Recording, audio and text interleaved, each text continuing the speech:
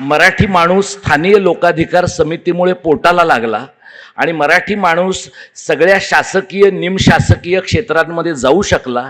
काही लोकांना फक्त बाळासाहेबांनी एअर इंडियाच्या एका अधिकाऱ्याच्या कशी कानफटत दिली एवढंच लक्षात राहतं, पण त्यानंतरच्या काळात सगळ्या एअर इंडियामध्ये आणि सर्व ठिकाणी मराठी माणसं कशी आली हे लोकांच्या लक्षात राहत नाही। मला असं वाटतं की ते एक लक्षात ठेवलं पाहिजे। आणि सुधीर भाऊंचं महाराष्ट्रावर फार मोठे उपकार आहेत की त्यांनी अत्यंत रचनात्मक पद्धतीने महाराष्ट्रातल्या सर्व तरुण मुलामुलींना त्यावेळच्या जे आता सगळे ज्येष्ठ नागरिक झालेले आहेत त्या सगळ्या मंडळींना जगण्याचं एक रचनात्मक अशा प्रकारचं इंधन दिलं।